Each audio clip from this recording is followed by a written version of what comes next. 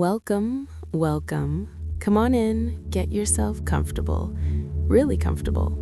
Whether you're lying down, sitting back, or just finding that perfect position where everything feels right, this is your time, your space, a place where we explore the fascinating intersections of money, mind, and those peculiar patterns that shape our lives in ways we rarely stop to examine. Before we dive deep into tonight's topic, I want to tell you about something special we've built, a community that extends beyond these sessions. We have a Discord server, and it's become this beautiful gathering place for people who care about financial wellness, mental clarity, and making a real difference in the world. In this Discord, we regularly hold giveaways, money kits, sleep essentials, resources that can genuinely improve your relationship with rest and wealth. But here's what makes it truly meaningful. This community is also focused on collecting donations to help the less privileged around the world, people who don't have the luxury of lying down to contemplate their financial psychology because they're struggling just to meet basic needs. So if you want to be part of something bigger, to connect with others on this journey, and maybe contribute to changing someone's life across the globe, come find us there. The link is always available and you're always welcome. Now, let's talk about something that might have happened to you recently. Maybe it was today. Maybe it was last week. That moment when you felt absolutely certain, crystal clear, unshakable confidence, right before everything went sideways. You made a trade, a purchase, a business decision, and in that moment, doubt was nowhere to be found. You felt like you'd figured it out, like all the pieces had finally clicked into place. And then reality arrived with a very different message. This isn't about beating yourself up. This isn't about regret. This is about understanding one of the most counterintuitive aspects of human psychology, why our confidence often peaks precisely when we're about to make a mistake, why that feeling of certainty, that sense of, I've got this, can be the very signal that we're walking into danger. Think about the last time you were absolutely sure about a financial decision. Maybe you were certain a stock was going to soar. Maybe you were convinced that a business opportunity was foolproof. Maybe you felt that a career move was obviously the right choice. Cast your mind back to that feeling, that warmth in your chest, that clarity in your thoughts, that absence of the usual nagging doubts. It felt good, didn't it? It felt like confidence should feel. Here's the strange part. That feeling, that wonderful sense of certainty, is often completely disconnected from the actual probability of success. In fact, behavioral economics and psychology have shown repeatedly that our subjective confidence, how sure we feel, has a shockingly weak correlation with objective accuracy, how right we actually are. We can feel 95% certain about something we only have a 50% chance of being right about. We can feel that surge of conviction while standing at the edge of a cliff we can't even see. So why does this happen? Why would evolution, which generally does a pretty good job of keeping us alive, create brains that become most confident right before mistakes?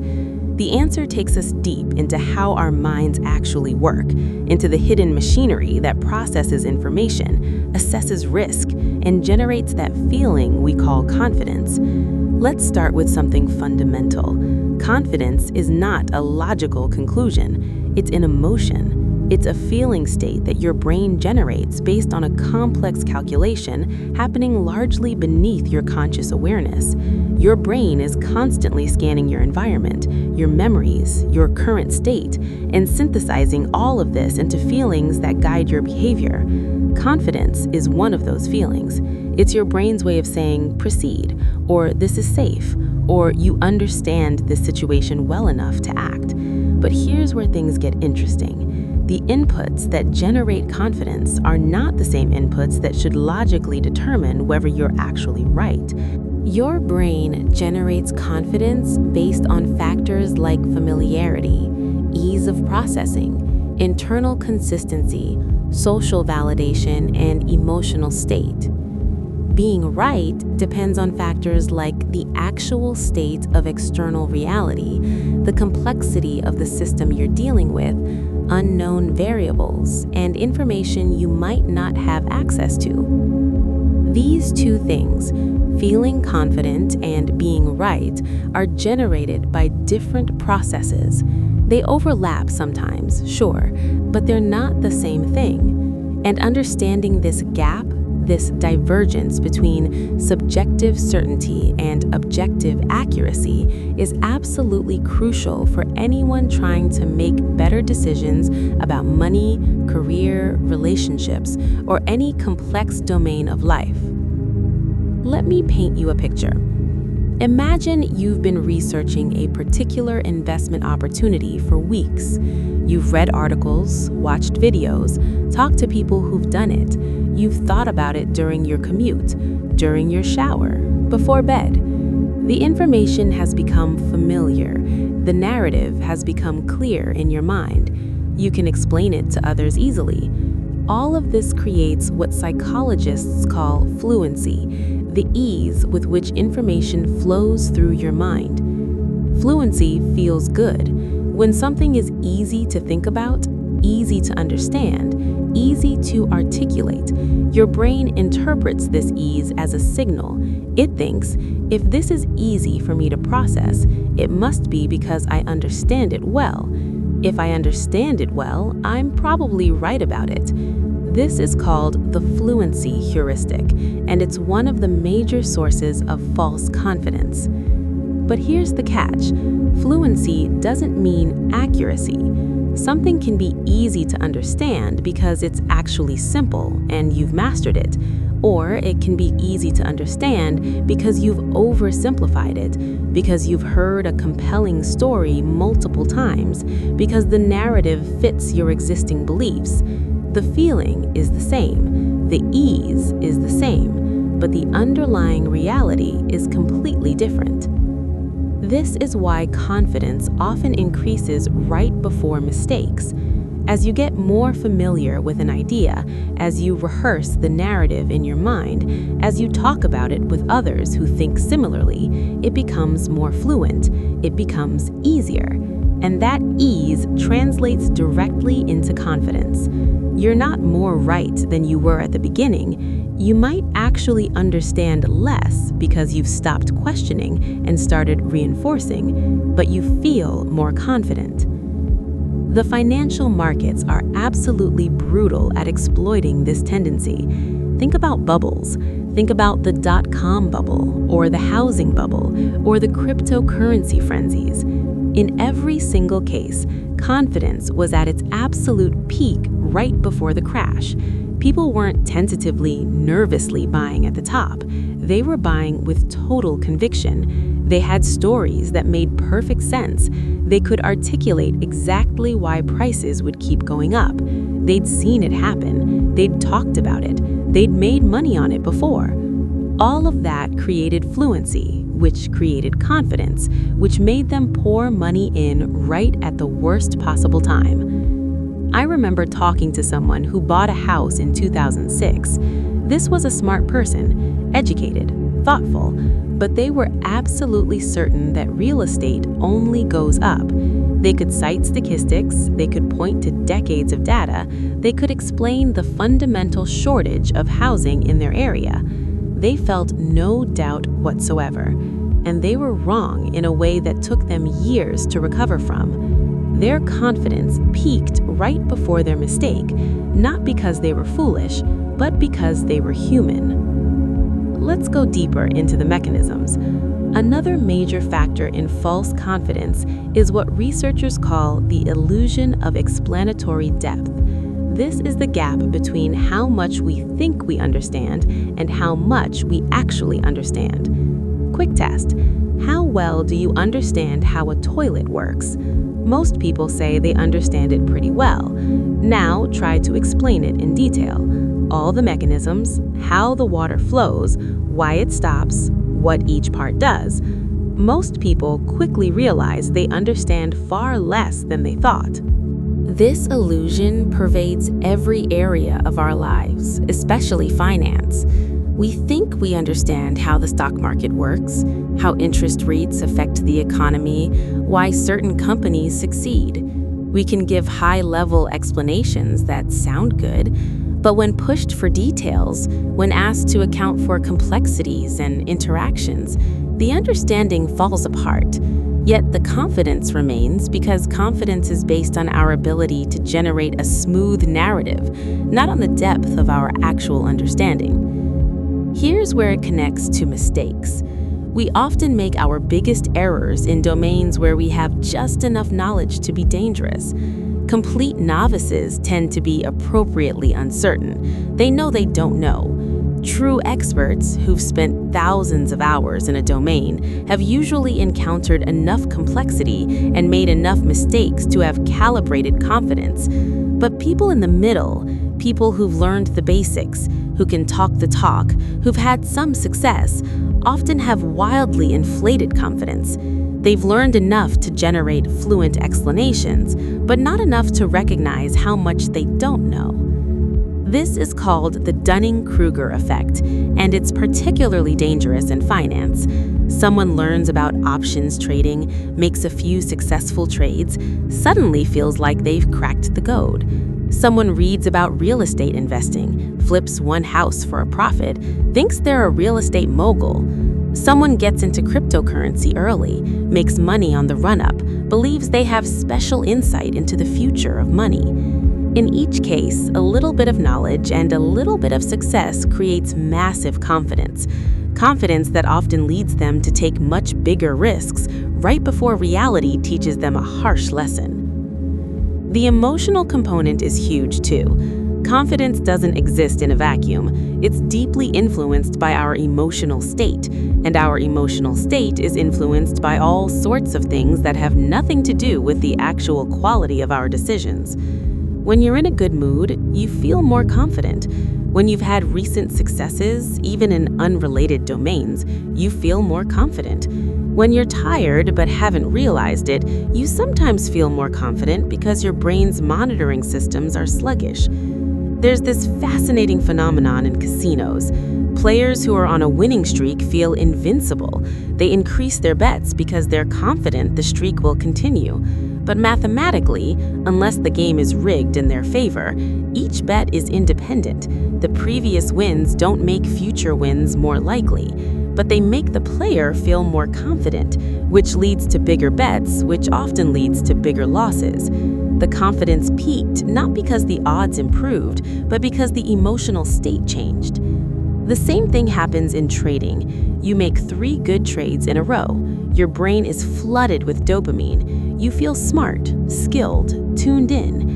This emotional state generates confidence, so you take a bigger position on the 4th trade. But the market doesn't care about your winning streak. The 4th trade is just as uncertain as the 1st, maybe more uncertain if your increased confidence leads you to be less rigorous in your analysis. The confidence increased right before the mistake because emotion overrode logic.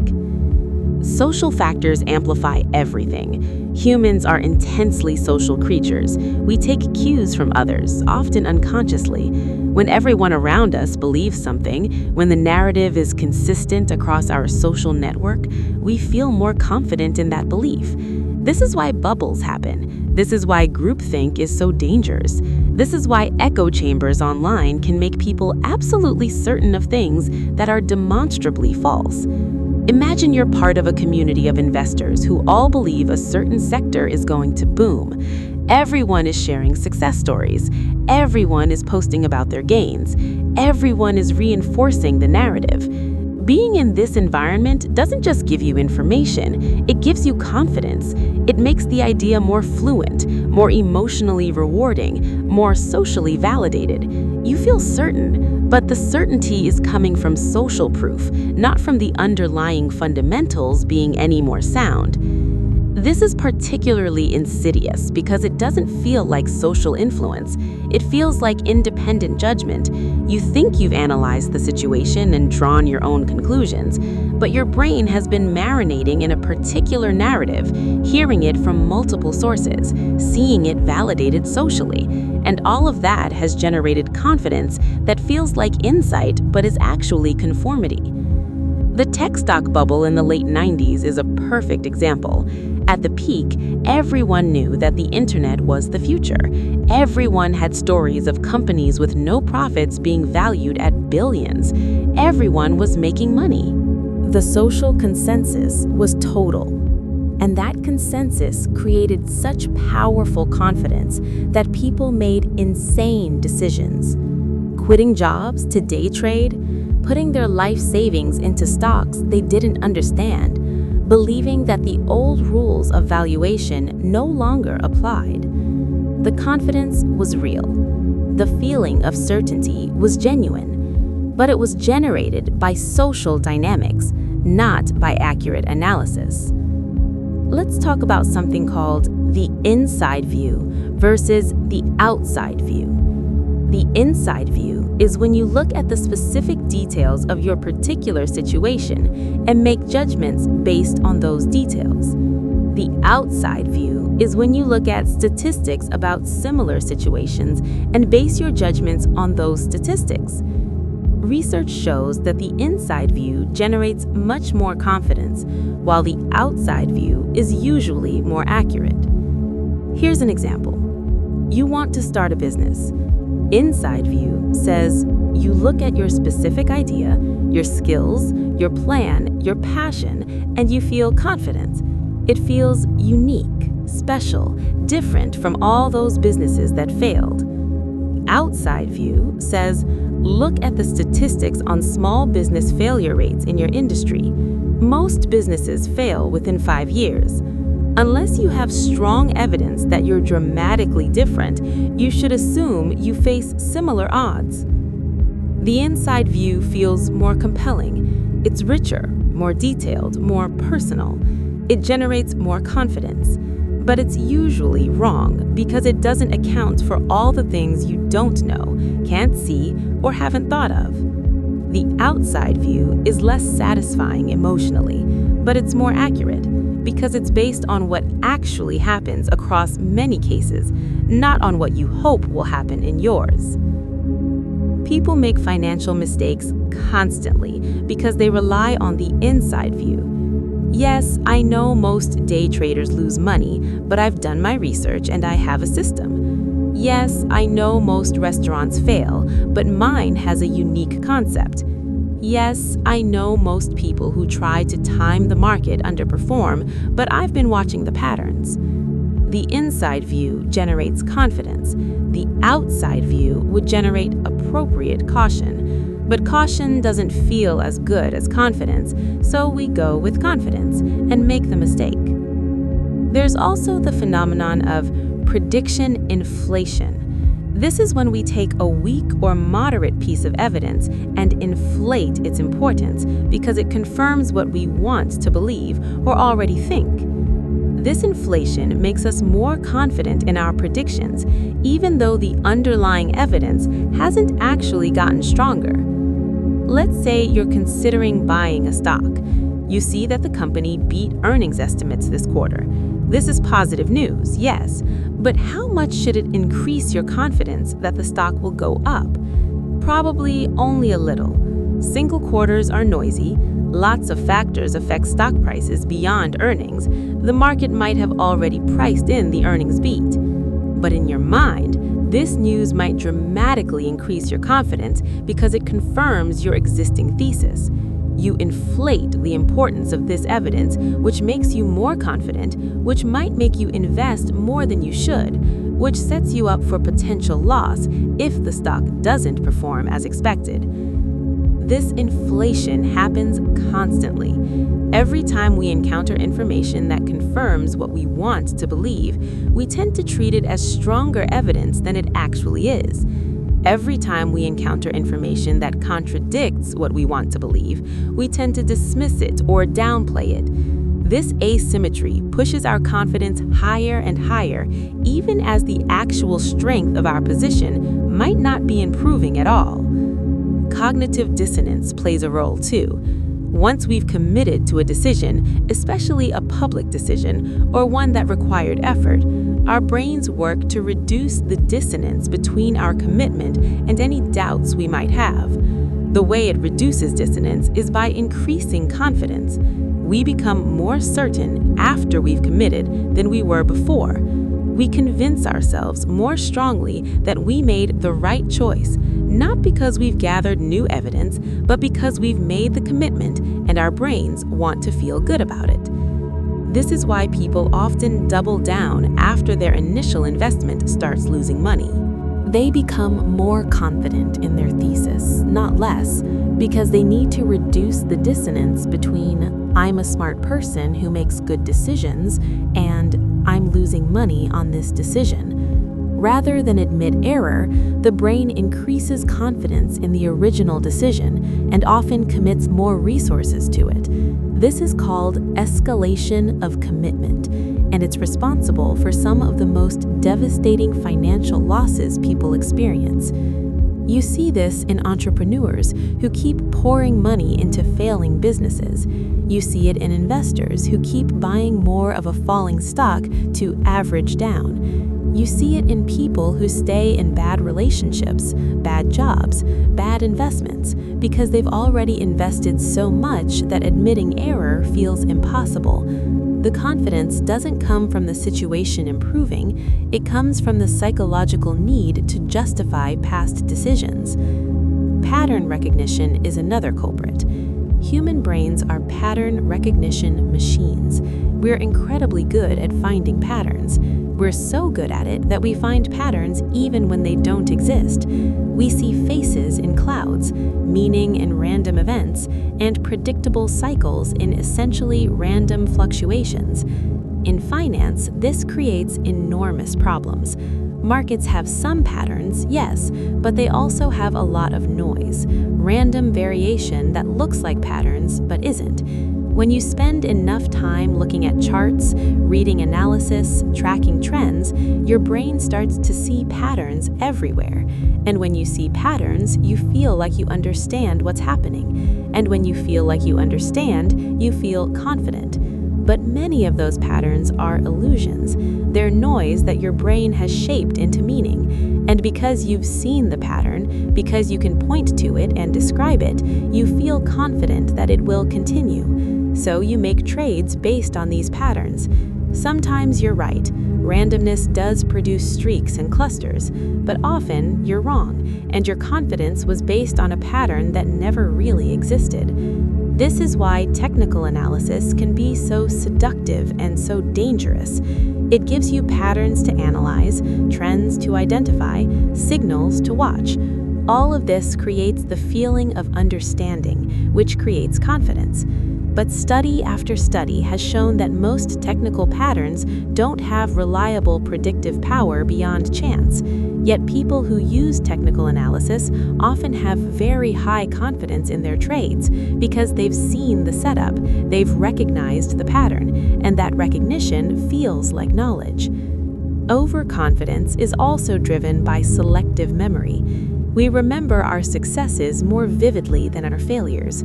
We remember the times our predictions came true more clearly than the times they didn't. This isn't intentional deception, it's just how memory works.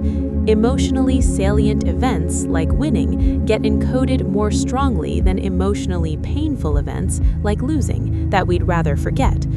This creates a distorted database in our minds. When we're trying to assess how good we are at making decisions, we scan our memories. But our memories are biased toward the successes, so we conclude we're better than we actually are. This inflated self-assessment generates inflated confidence. We think we have a better track record than we do, so we feel more confident in our next decision, which might be the one where we make a big mistake. Professional gamblers know this well. They keep meticulous records because they don't trust their memories.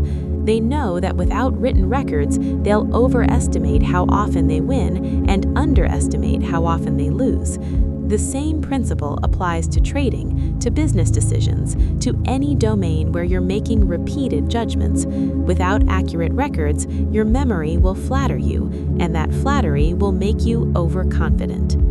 There's also the planning fallacy. This is the tendency to underestimate how long things will take and how much they'll cost, even when we have past experience showing that things take longer and cost more than we initially think.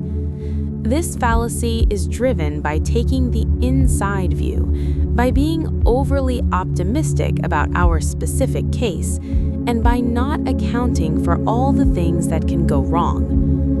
The planning fallacy makes us confident in timelines and budgets that are unrealistic. We're confident we'll finish the project in 6 months. We're confident the renovation will cost $20,000. We're confident the business will be profitable within a year. And then reality unfolds with delays, unexpected costs, complications we didn't foresee. Our confidence was high, but it was based on incomplete analysis and optimistic assumptions. In financial contexts, the planning fallacy leads to underfunding retirement accounts. We're confident we have plenty of time, taking on debt we can't service. We're confident our income will increase, starting businesses with inadequate capital. We're confident customers will come quickly, and all sorts of other mistakes where high confidence met complex reality. Let's talk about the role of stress and cognitive load. When you're stressed or dealing with a lot of information, your brain shortcuts its processing. It relies more on heuristics, on quick judgments, on feelings, rather than detailed analysis. Paradoxically, this often increases confidence.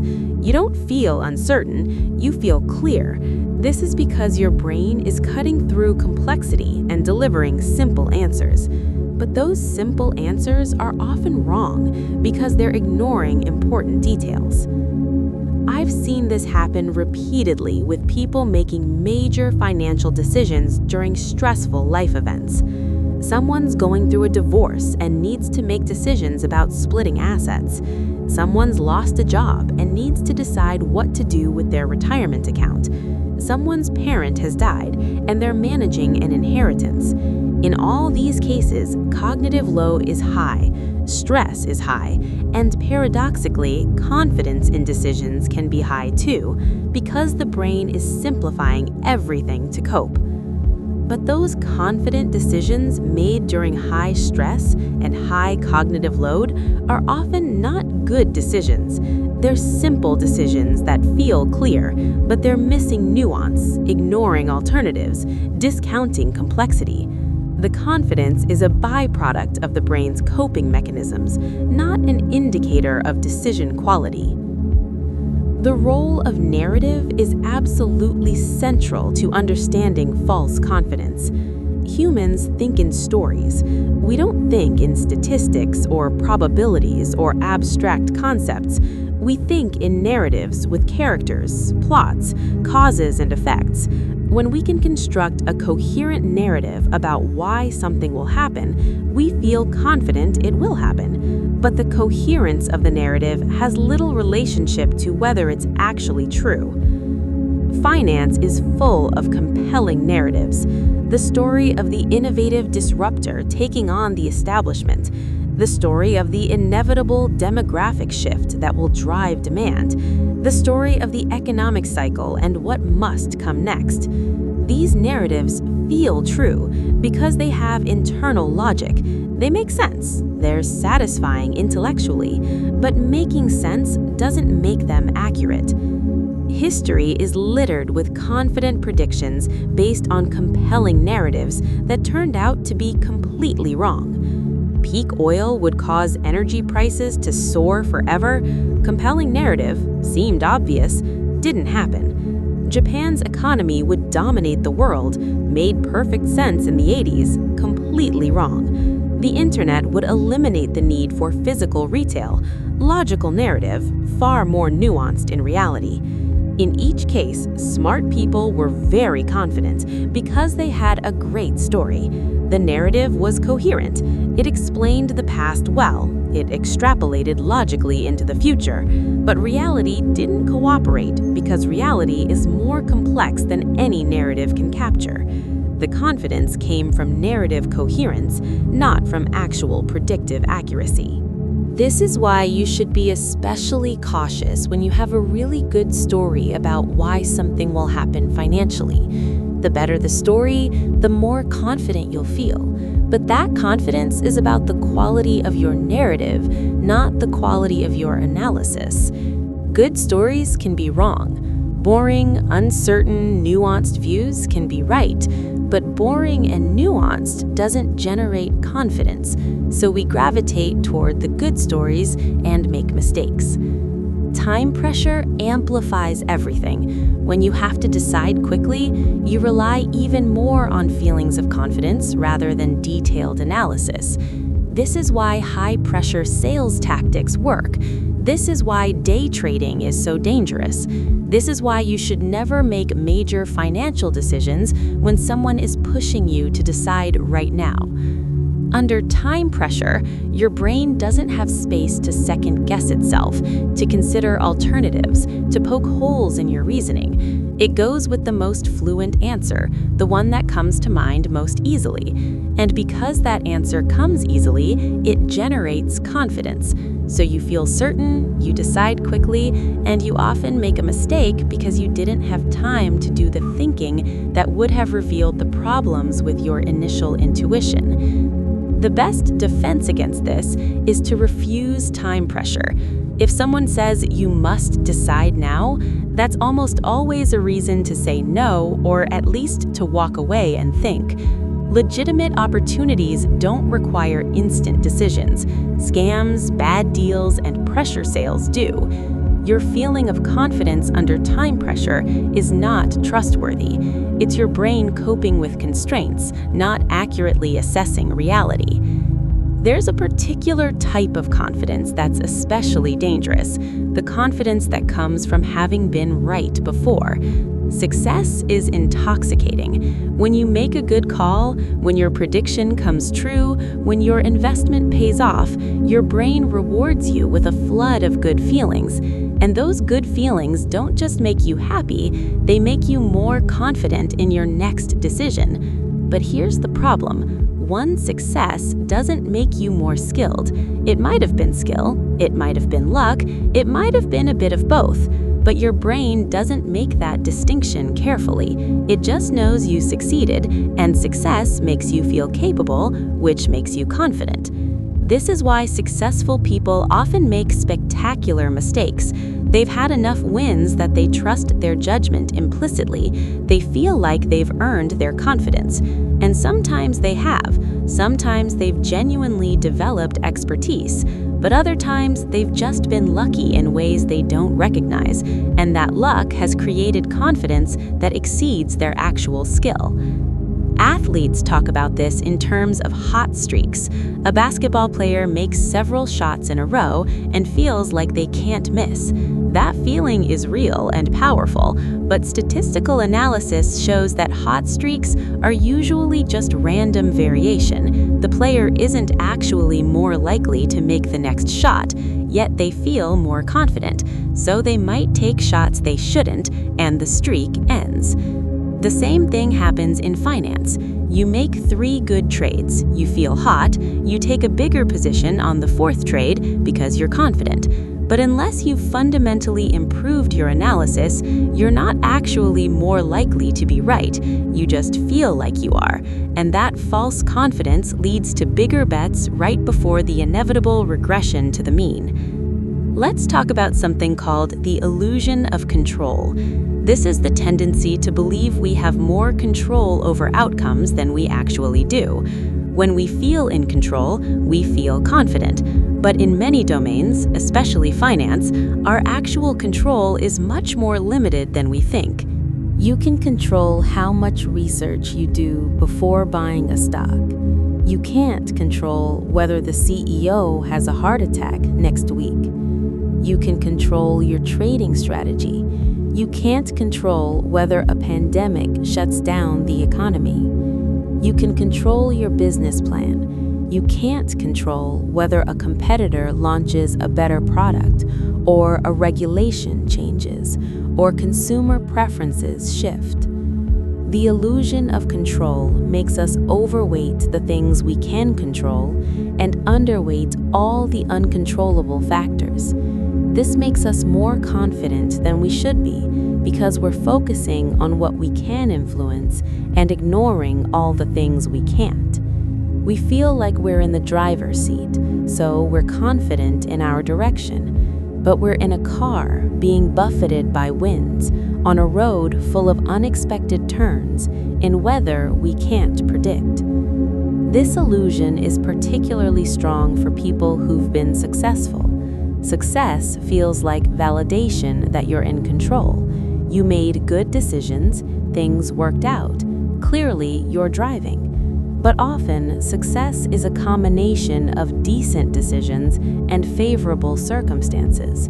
You can't control circumstances, but if you attribute your success entirely to your decisions, you'll be overconfident in your ability to succeed again. Entrepreneurs fall into this trap constantly.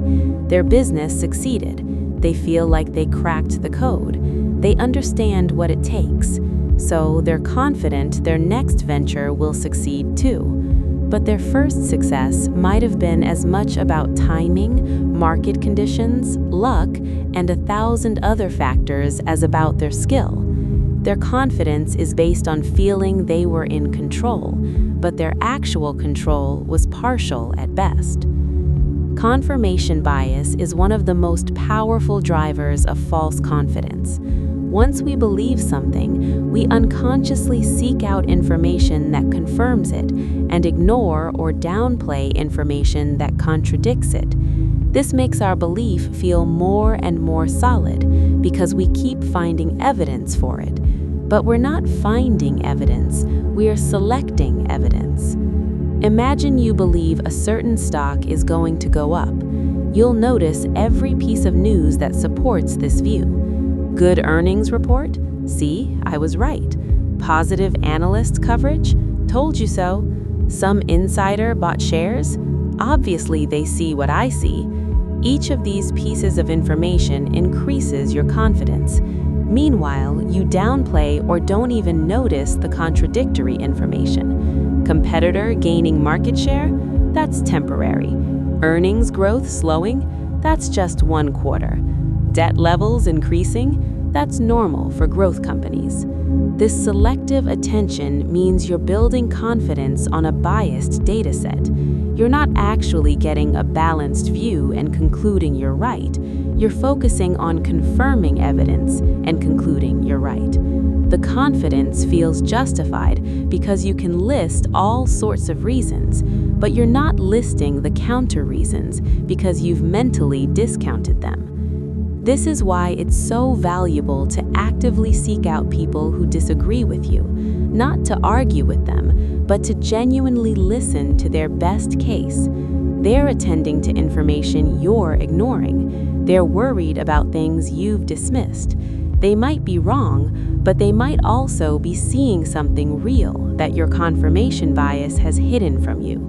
Without that counterweight, your confidence will just keep growing as you keep confirming yourself, and then you'll be maximally confident right before reality delivers its verdict.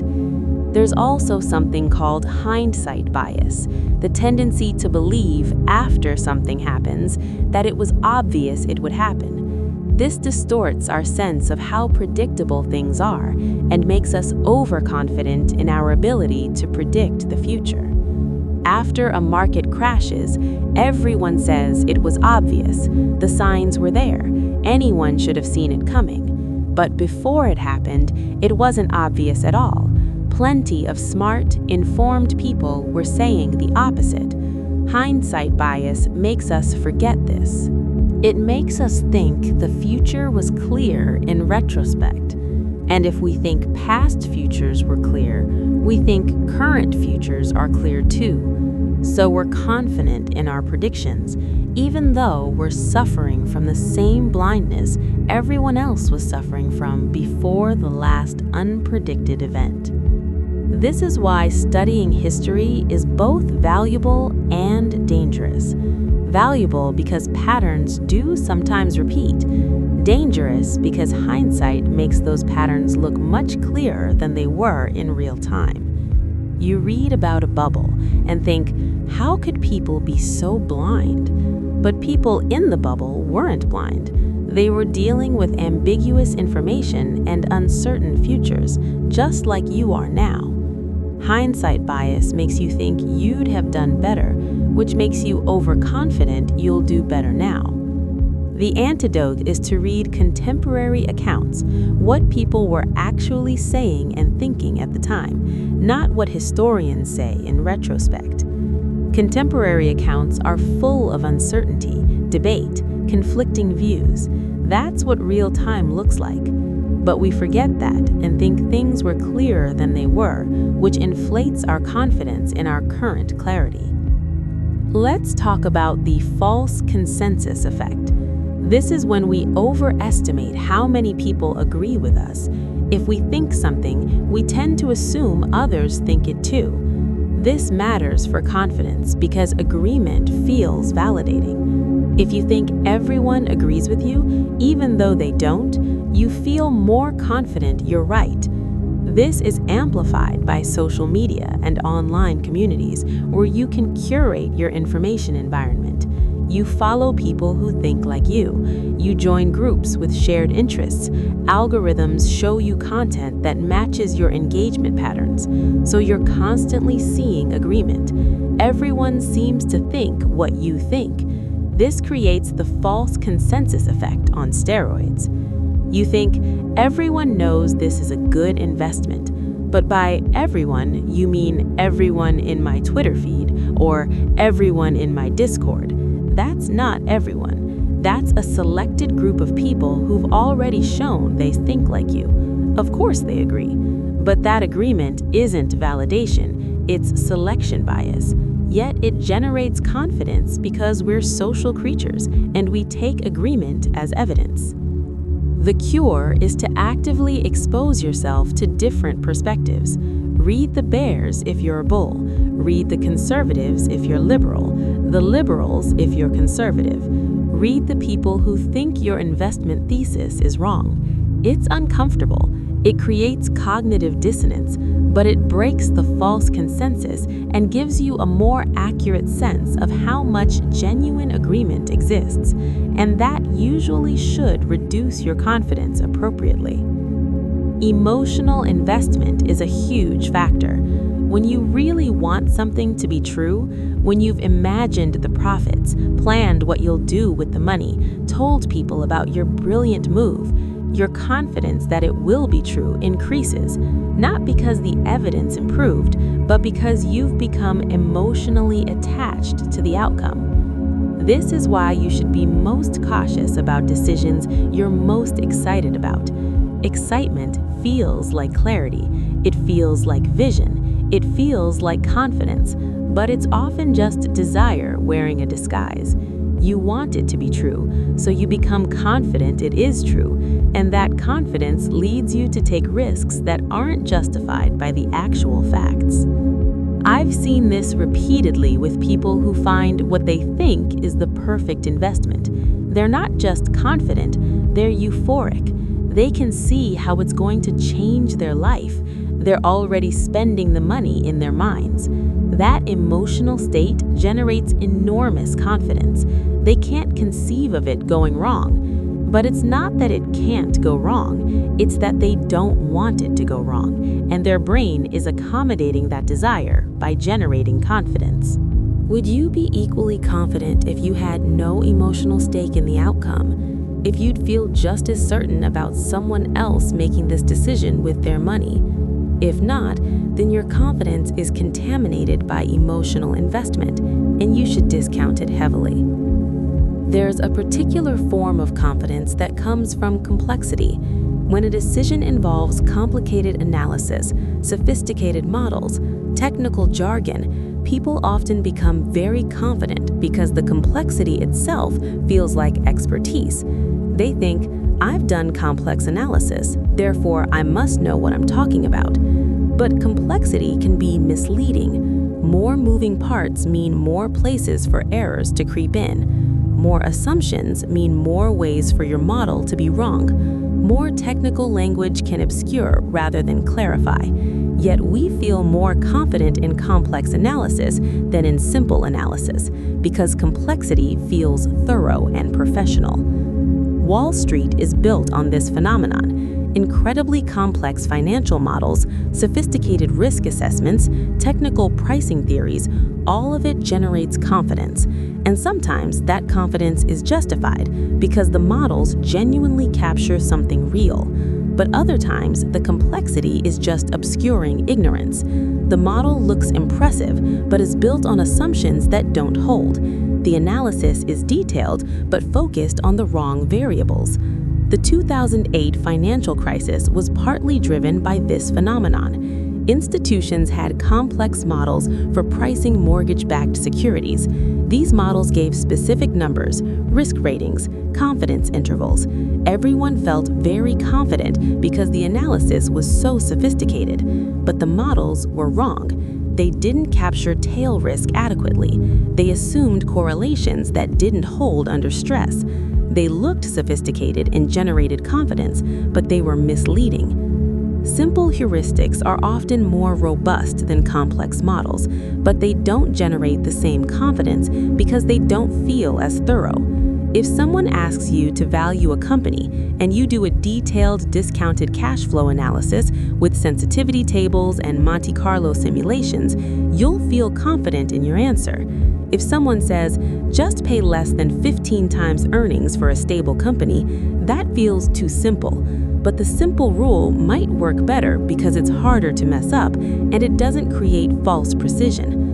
The confidence generated by complexity is particularly dangerous because it's hard to question. If someone shows you a sophisticated analysis, you feel like you'd need equally sophisticated knowledge to critique it. So you accept it, and their confidence becomes your confidence. But you should be most skeptical of the most complex analyses because that's where errors most easily hide. Recency is another major factor. Recent events feel more relevant and more predictive than they are. If something happened recently, we weighted heavily in our thinking. This creates confidence that recent trends will continue. But recent is often not representative. It might be an anomaly, a cycle peak or trough, a temporary state that will revert. If stocks have been going up for the past year, you feel confident they'll keep going up. If a particular sector has been hot lately, you feel confident it will stay hot.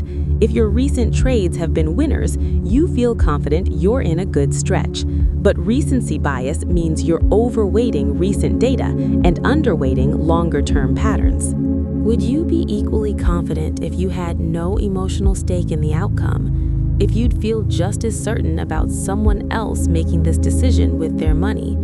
If not, then your confidence is contaminated by emotional investment, and you should discount it heavily.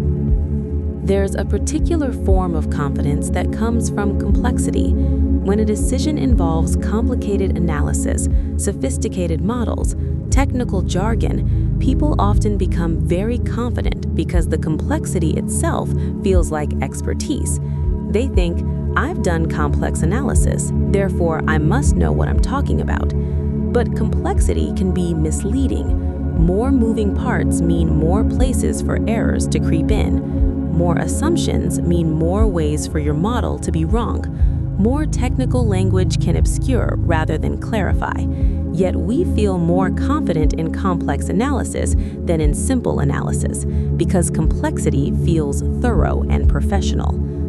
Wall Street is built on this phenomenon. Incredibly complex financial models, sophisticated risk assessments, technical pricing theories, all of it generates confidence. And sometimes that confidence is justified because the models genuinely capture something real. But other times, the complexity is just obscuring ignorance.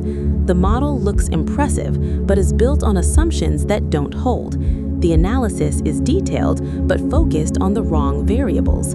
The 2008 financial crisis was partly driven by this phenomenon. Institutions had complex models for pricing mortgage-backed securities. These models gave specific numbers, risk ratings, confidence intervals. Everyone felt very confident because the analysis was so sophisticated. But the models were wrong. They didn't capture tail risk adequately. They assumed correlations that didn't hold under stress. They looked sophisticated and generated confidence, but they were misleading. Simple heuristics are often more robust than complex models, but they don't generate the same confidence because they don't feel as thorough. If someone asks you to value a company and you do a detailed discounted cash flow analysis with sensitivity tables and Monte Carlo simulations, you'll feel confident in your answer. If someone says, just pay less than 15 times earnings for a stable company, that feels too simple.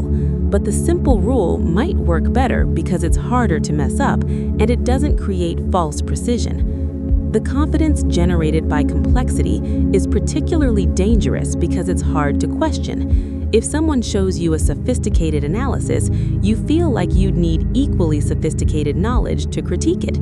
So you accept it, and their confidence becomes your confidence. But you should be most skeptical of the most complex analyses because that's where errors most easily hide. Recency is another major factor. Recent events feel more relevant and more predictive than they are. If something happened recently, we weighted heavily in our thinking. This creates confidence that recent trends will continue, but recent is often not representative. It might be an anomaly, a cycle peak or trough, a temporary state that will revert. If stocks have been going up for the past year, you feel confident they'll keep going up. If a particular sector has been hot lately, you feel confident it will stay hot. If your recent trades have been winners, you feel confident you're in a good stretch. But recency bias means you're overweighting recent data and underweighting longer-term patterns. The tech bubble in the late 90s is a perfect case study. In the few years before the crash, internet stocks had been going up dramatically. Month after month, year after year, they climbed. That recent experience created enormous confidence that the trend would continue. People extrapolated recent returns into the future, creating valuations that assumed continued growth. But the recent past wasn't representative. It was a bubble. When it popped, all that confidence evaporated instantly. Recency bias makes you confident at exactly the wrong times, at market peaks when recent performance has been great, or at market troughs when recent performance has been terrible. At peaks, you're confident things will keep rising because they have been. At troughs, you're confident things will keep falling because they have been. In both cases, your confidence is highest right before the reversal. The antidote is to deliberately zoom out. Look at longer time frames. Consider historical precedents. Ask what's normal over decades, not what's normal this year. That perspective usually reduces confidence because it reveals that recent conditions are often unusual, and unusual conditions typically revert. Social comparison can drive false confidence too. When you look at others and think you're smarter, more knowledgeable, more disciplined, you feel confident in your decisions relative to theirs. But this comparison might be misleading. Maybe you're comparing yourself to the wrong people. Maybe you're not as different as you think. Maybe your advantages are smaller than they appear. Everyone thinks they're an above-average driver, statistically impossible. Everyone thinks they're more rational than the average investor, statistically impossible. These beliefs are driven by social comparison. We focus on others' mistakes while downplaying our own. This makes us feel superior, which makes us confident. But that confidence is based on a biased comparison. You're comparing your inside view, where you know your reasoning, your intentions, your full story, to others' outside view, where they only see their actions and outcomes. Of course you look better in that comparison, but if they were comparing themselves to you, they'd have the same advantage. You'd look like the foolish one from the outside. This is particularly dangerous in investing because every investor can see others' mistakes. Every investor thinks they won't make those mistakes. But collectively, the average investor earns average returns. Most people underperform, yet most people are confident they're above average. That confidence comes from biased social comparison, and it leads to overtrading, excessive risk-taking, and disappointing results. The role of expertise is complicated. Real expertise should create appropriate confidence. You should be more confident in domains where you genuinely have deep knowledge and experience. But even experts suffer from overconfidence, and distinguishing real expertise from false expertise is harder than it seems. Real expertise is domain-specific and usually narrow. Someone who's expert in biotech investing isn't automatically expert in real estate. Someone who's expert in consumer behavior isn't automatically expert in macroeconomics. But confidence transfers even when expertise doesn't. Success in one domain makes you feel generally capable, which makes you confident in other domains where you're actually a novice. This is why successful people often make terrible investments outside their area of expertise. They're used to trusting their judgment. Their judgment has been validated repeatedly in their domain. So they feel confident in their judgment generally, but they're not accounting for the fact that their judgment is good precisely because of accumulated knowledge and experience that doesn't transfer. You see doctors making bad real estate investments. You see tech entrepreneurs getting involved in restaurant businesses they don't understand. You see finance professionals launching consumer products without relevant experience. In each case, they're confident because they've been successful, but their confidence is misapplied. The expertise that justified confidence in one area doesn't justify confidence in another.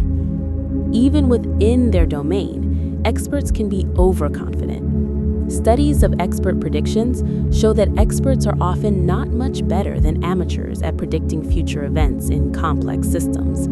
Experts are more knowledgeable, yes, but they're also often more confident, and their confidence outstrips their accuracy. They know more, so they think they can predict better. But complex systems are hard to predict, regardless of knowledge. Political experts, economic forecasters, stock analysts all show this pattern, more confident than accurate. They can explain the past better because they have more knowledge, but explaining the past doesn't mean predicting the future. The confidence comes from knowledge and fluency. The inaccuracy comes from irreducible uncertainty that knowledge can't eliminate. This doesn't mean expertise is worthless. Experts really do know more and can make better judgments in many contexts. But even experts need humility, especially in complex, uncertain domains. The danger is when expertise creates so much confidence that it blinds you to what you don't know. Let's talk about the relationship between confidence and action. Confidence is partly a motivational state. Your brain generates confidence to get you to act. From an evolutionary perspective, this makes sense. Our ancestors often had to act on incomplete information. Waiting for certainty meant missing opportunities or failing to escape threats. So brains that generated enough confidence to act decisively had advantages. But this means confidence is partly decoupled from accuracy. It's not just about whether you're right, it's about getting you to commit. Your brain wants you to act, so it generates confidence even when accuracy is uncertain. This is adaptive in some contexts, but in modern financial decisions, this ancient system can really hurt you. You feel confident enough to invest not because your analysis is complete, but because your brain needs to resolve the uncertainty and move forward.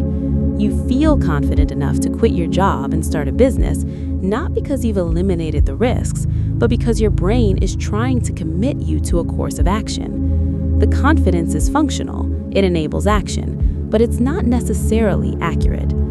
Understanding this means you can separate the feeling of confidence from the question of whether you should act. You can feel uncertain, but act anyway if the expected value is good. You can feel confident, but pause if you recognize the confidence is just your brain pushing you to action. Confidence becomes one input, not the deciding factor. There's also what researchers call metacognition, thinking about your thinking. Most people don't do this naturally. They have thoughts and feelings and assume they're accurate. But metacognition means questioning your confidence, asking, why do I feel certain? What's generating this feeling? Is it based on good evidence or on bias? This isn't natural, it's effortful. Your brain doesn't want to question itself. It wants to act on its conclusions. But developing the habit of metacognition is one of the best ways to combat false confidence. When you feel very certain, that's exactly when you should pause and ask, what's making me so certain? Is this fluency, confirmation bias, emotional investment, social consensus, recent success? Often, when you interrogate your confidence, you find it standing on shaky ground.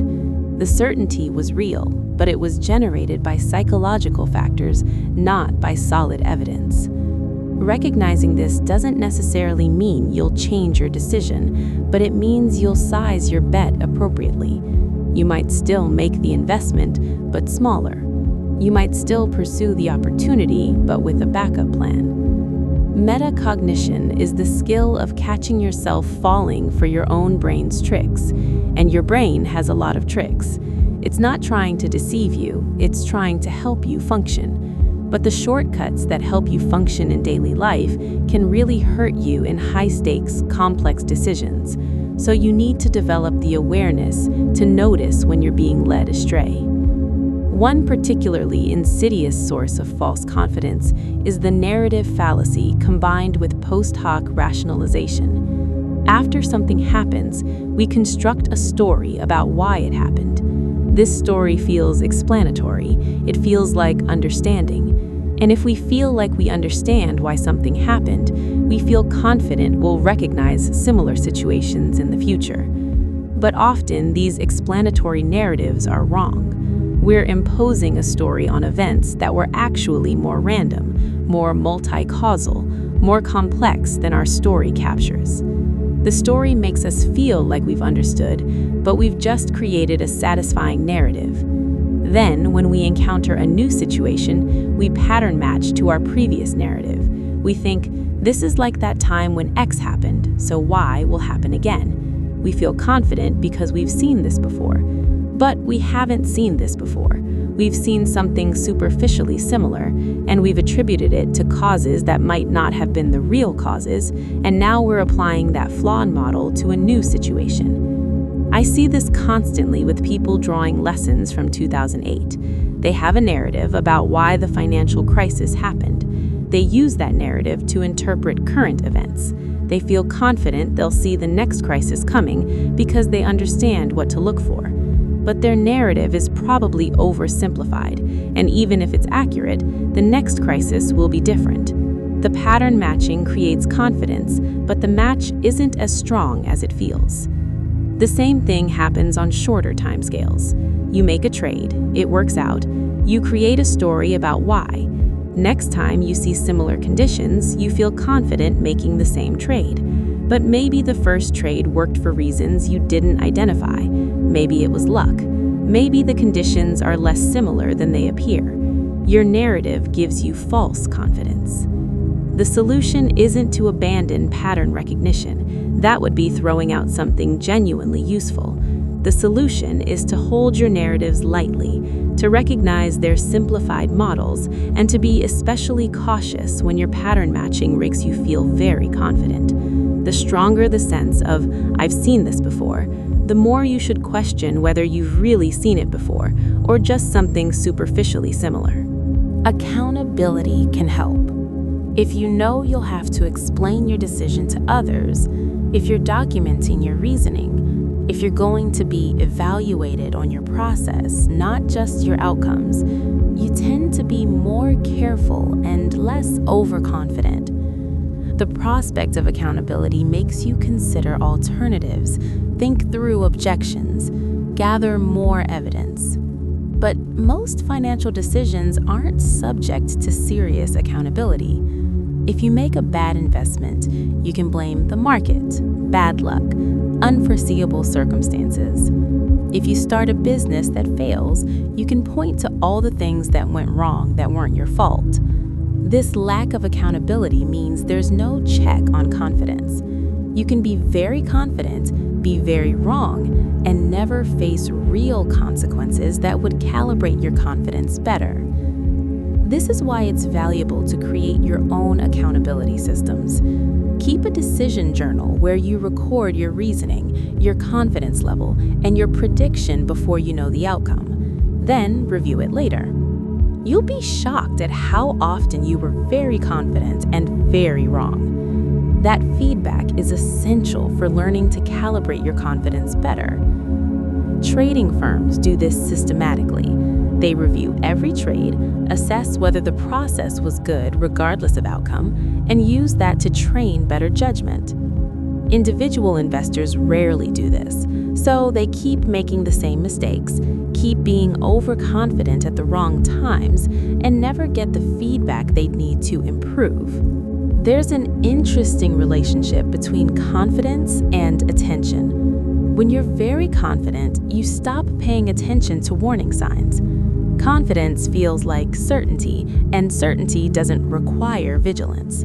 So you stop monitoring as carefully, stop questioning your assumptions, stop seeking contrary evidence. This means errors can compound before you notice them. Imagine you're confident in a long-term investment. You stop checking it as regularly. You stop reading about the industry. You stop questioning whether your thesis still holds. Meanwhile, conditions are changing, risks are accumulating, but you're not noticing because your confidence has made you complacent. By the time you pay attention again, you've missed important developments. This is why overconfidence leads to bigger losses. It's not just that you make the wrong decision, it's that your confidence makes you inattentive to the early warning signs that would let you cut your losses, adjust your position, or change your mind. You were so sure you were right that you stopped looking for evidence you might be wrong. The antidote is to separate confidence from vigilance. Even if you're confident in a decision, you should still monitor it actively. You should still seek out counter-arguments. You should still update based on new information. Confidence is about your current judgment. Vigilance is about staying responsive to changing conditions. You need both. Let's talk about the role of language. The way we talk about our decisions affects our confidence. If you say, "I think this might work," you maintain uncertainty. If you say, "This is definitely going to work," you're creating confidence in yourself and others. The language shifts from tentative to certain, and that shift in language shifts your psychology. This matters because we often make decisions in social contexts. We talk to partners, friends, advisors. When we talk, we tend to express more confidence than we feel because uncertainty sounds weak. We don't want to look indecisive or confused, so we round up our confidence when we speak. But then we hear ourselves speaking confidently, and that reinforces the confidence internally. We convince ourselves through our own speech. This is why it's valuable to practice expressing uncertainty. To say, "I see good reasons for this, but I'm genuinely not sure." To say, "My best guess is X, but I could easily be wrong." This kind of language maintains appropriate uncertainty. It prevents you from talking yourself into overconfidence. It also creates a better decision-making environment.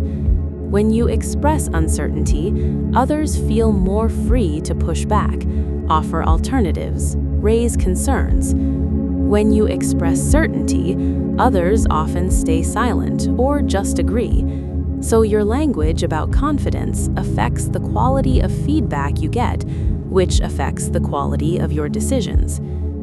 In group settings, this is amplified.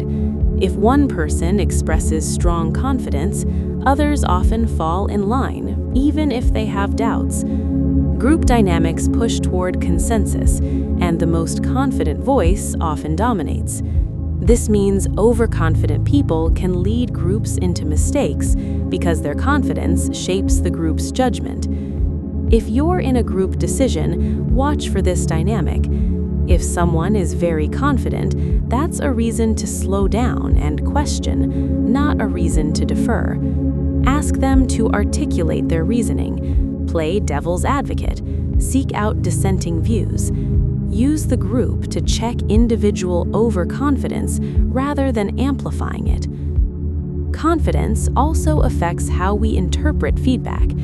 When we're confident, we interpret ambiguous feedback as confirming. When we're uncertain, we interpret ambiguous feedback as disconfirming. This is called motivated reasoning. We reason in ways that preserve our existing beliefs. Say you're confident in a stock and it goes down. You'll find reasons why that's temporary, why it doesn't count, why it actually supports your thesis in some convoluted way. You're not objectively evaluating the feedback, you're filtering it through your confidence. The feedback that would make you less confident if you were uncertain just gets reinterpreted when you're confident.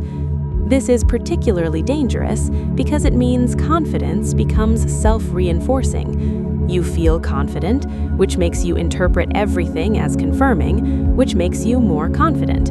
You're in a closed loop where your confidence just grows, unchecked by external reality, until something so dramatic happens that you can't reinterpret it. Breaking this loop requires deliberate effort. You have to actively seek feedback that could genuinely change your mind. You have to commit in advance to what would make you reconsider. If the stock goes down 20%, I'll sell. Or if we don't hit these milestones in 6 months, I'll reconsider the business. Or if 3 experts I respect disagree with me, I'll pause. Pre-committing to these conditions helps because it removes the interpretation step. You're not evaluating whether the feedback is really meaningful, you've decided in advance what's meaningful. This helps break through the motivated reasoning that confidence creates. There's also the phenomenon of belief persistence. Once you believe something, you continue believing it even if the evidence that led to the belief is completely discredited. The belief takes on a life of its own, independent of its origins. Imagine someone tells you about an investment opportunity. They give you 3 reasons it's great. You become confident based on these reasons. Later, you learn all 3 reasons were wrong, complete misinformation, but you still feel confident in the investment because the belief has solidified. It's no longer tethered to the original reasons. It's just become part of your worldview. This is wild, but it's extremely well documented in psychology. Beliefs persist even when their foundations are destroyed. This happens because once you form a belief, you stop tracking what caused it. You've integrated it into your mental model. Challenging the original evidence doesn't necessarily challenge the integrated belief. This means you can be confident for bad reasons, discover the reasons were bad, and maintain the confidence anyway. Your brain has moved on from the original reasons to new, generated after-the-fact reasons that maintain the belief. You're confident, but the confidence is now based on rationalization rather than the original evidence. Fighting this requires going back to foundations periodically, asking, why do I believe this? And really tracing it back to evidence. If the evidence doesn't hold up, you need to actively work to remove the belief, not just acknowledge the evidence was bad while maintaining the belief. The environment matters enormously. In uncertain, complex, rapidly changing environments, confidence should generally be low. But often it's not because people don't adjust their confidence to the environment. They maintain whatever their baseline confidence is. Some people are generally confident. That's their personality. They feel confident in easy situations and hard situations. The confidence isn't calibrated to difficulty, it's just their default state. This means they're appropriately confident sometimes and wildly overconfident other times, depending on the environment. If you know you're a generally confident person, you need to deliberately adjust for complexity and uncertainty. You need to recognize that your natural confidence isn't a reliable guide when you're in unfamiliar territory. You need external systems, checklists, advisors, rules to prevent your confidence from leading you astray. Conversely, some people are generally uncertain. They doubt themselves even when they're right. For them, confidence can be useful. It can help them act when action is appropriate. But even cautious people can have peaks of false confidence, especially when conditions create the illusions we've been discussing. The goal isn't to have zero confidence. Confidence can be functional. It can help you act decisively, persevere through difficulties, and pursue ambitious goals. The goal is to have calibrated confidence, to be confident to the extent that your confidence matches your actual likelihood of being right. Perfect calibration is impossible, but you can improve. You can learn to notice when your confidence is spiking. You can recognize the psychological mechanisms creating that confidence. You can ask whether the confidence is evidence-based or just feeling-based. And you can size your commitments appropriately, being more aggressive when you have good reasons to be confident, more cautious when your confidence is based on the illusions we've discussed. Thinking probabilistically helps enormously. Instead of "I'm right" or "I'm wrong," think in probabilities. I think there's a 70% chance this works out. That forces you to acknowledge uncertainty even when you're optimistic, and it helps you avoid the black and white thinking that amplifies confidence. When you think probabilistically, being wrong doesn't feel like such a catastrophe. You expected a 30% chance of failure, so failure isn't some shocking outcome that invalidates your judgment. It's just the probability resolving in the less likely direction. This mindset makes you less defensive about being wrong, which makes you more willing to update your beliefs, which helps you calibrate better over time. Confidence is also affected by how you frame decisions. If you frame something as a single choice, should I invest in this? You generate confidence about that specific option. If you frame it as choosing among alternatives, this investment or that one, or keep cash, you naturally maintain more uncertainty because you're comparing trade-offs. This is why it's valuable to always consider alternatives. Don't just evaluate the option in front of you. Compare it to other uses of your resources. This comparative framing prevents false confidence because you're not just asking, "Is this good?" but "Is this better than the alternatives?" That's a higher bar and usually generates appropriate caution. The sunk cost fallacy is another source of inflated confidence. Once you've invested time, money, or effort into something, you become more confident it will work out, not because the fundamentals improved, but because you need to justify the investment. You've spent months researching a stock, you've talked about it with friends, you've invested money.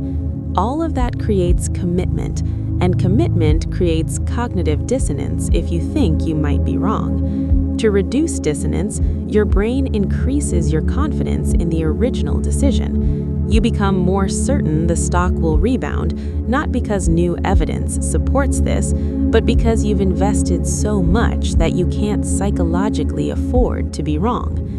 This is why you should make decisions based on current information and future prospects, not on past investments. The past is gone. Sunk costs should be irrelevant, but they're not irrelevant psychologically. they inflate confidence in ways that lead to continued investment in failing ventures. The discipline is to ask, knowing what I know now, if I were starting fresh, would I make this investment?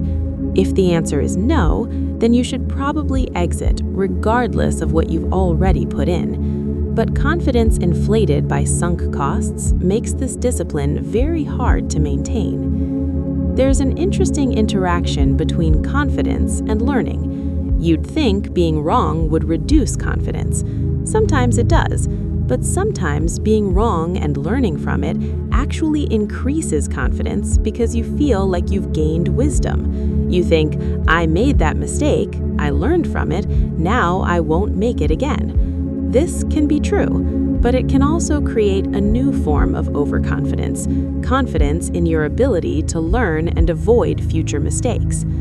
The problem is that lessons from one mistake don't necessarily transfer to the next. Each situation is unique. The fact that you learned from one error doesn't mean you won't make different errors, but it can create general confidence in your judgment, which leads to being overconfident in new situations. This is particularly common in people who've had some failures and recovered. They've proven to themselves that they can handle being wrong, which paradoxically makes them more confident. They're not afraid of mistakes anymore, which is good in some ways, but dangerous in others. The fearlessness can lead to taking risks that aren't justified. The right lesson from mistakes is not, I've learned so I won't make mistakes anymore, but I've learned that mistakes happen even when I'm confident, so I should hedge my bets and plan for things going wrong. That's a very different emotional stance. It's confidence tempered by humility rather than confidence emboldened by experience. Let's talk about the role of advisors. You might think getting advice would reduce overconfidence. Sometimes it does, but sometimes it increases it. If an advisor confirms your view, you feel validated. Your confidence goes up. You think, a professional agrees with me, so I must be right. But advisor agreement doesn't necessarily mean you're right. The advisor might be wrong. The advisor might be telling you what you want to hear. The advisor might have conflicts of interest. The advisor might be using the same biased reasoning you are. Agreement feels validating, but it's not the same as accuracy. This is why you should be cautious about advisors who always agree with you. Either you're incredibly brilliant and right about everything, or the advisor is just confirming your biases. The latter is much more likely. A good advisor should push back sometimes, challenge your thinking, raise concerns. Agreement should be earned through rigorous discussion, not given easily. Conversely, if an advisor disagrees, that shouldn't automatically mean you're wrong. The advisor has biases too. The advisor might not understand your full situation. The advisor might be overly cautious or overly aggressive based on their personality and experiences. Disagreement is data, but it's not decisive. The value of advisors isn't that they give you confidence or take it away, it's that they give you different perspectives. They help you see things you're missing. They raise questions you haven't considered. They provide a check on your reasoning. But you have to use them right, which means not just seeking confirmation and not just deferring to their judgment. Confidence is also affected by the stakes. Paradoxically, people are often more confident in higher stakes decisions. You'd think the reverse would be true. Higher stakes should create more caution, but high stakes create pressure to decide, and one way the brain handles that pressure is by generating confidence. When a lot is on the line, sitting in uncertainty feels intolerable. Your brain wants resolution, so it pushes you toward confidence to enable decision and action. This is adaptive if you must act, but often the pressure is artificial. You don't really need to decide immediately, but it feels like you do, and that feeling generates confidence that isn't justified by the analysis. This is why you should be especially careful about major decisions. The bigger the stakes, the more you should distrust your feelings of confidence. The more you should slow down, seek outside perspectives, consider alternatives, and plan for things going wrong. High stakes should reduce confidence, not increase it.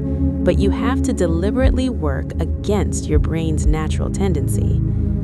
There's also a weird phenomenon where asking people to explain their reasoning can increase their confidence. You'd think having to articulate and defend your position would reveal weaknesses and create doubt. Sometimes it does, but often the act of explanation makes the position feel more solid. You're generating reasons, constructing arguments, making it coherent. That process creates fluency, and fluency creates confidence. This is why talking through a decision can backfire. You think you're being thoughtful, but you're actually convincing yourself. The act of explanation is generating confidence that might not be warranted. You're building the case, and as you build it, you believe it more. The solution isn't to avoid explanation. Articulating your reasoning is valuable. But you should be aware that the process itself can inflate confidence. You should seek explanations from others about why you might be wrong with the same vigor you use to explain why you might be right. You should actively generate counter-arguments, not just arguments. Let's talk about the confidence that comes from having done the work. You've spent hours researching. You've created spreadsheets, you've read reports, you've talked to people. All of that effort creates a sense of thoroughness, and thoroughness feels like it should justify confidence. But effort doesn't equal insight. You can work very hard and still be wrong. You can do exhaustive research and still miss the key variable. You can talk to lots of people and still get a biased sample. The confidence that comes from effort is about the process, not about the accuracy of the conclusion. This is particularly tricky because doing the work is genuinely valuable. Lazy decisions are usually bad decisions, but there's a point where more work stops improving the decision and just increases your confidence in whatever conclusion you've reached. You're finding more evidence, but you're finding evidence for the position you've already adopted. You're not getting closer to truth, you're getting more convinced of your interpretation. Knowing when to stop researching and start acting is hard. Too little work and you're reckless. Too much work and you're overconfident.